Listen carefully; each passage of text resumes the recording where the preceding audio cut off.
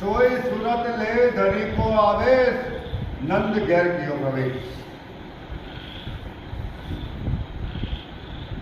જ્યારે નંદના ઘરમાં 12 પછી 1 કલાક 30 મિનિટે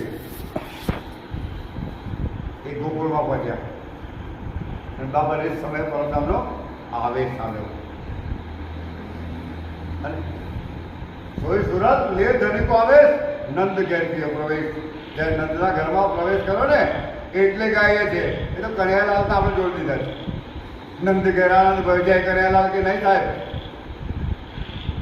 નંદના ઘેર આનંદ થયો અને એ આનંદ ભગવાન મહાદેવજીએ જોયો.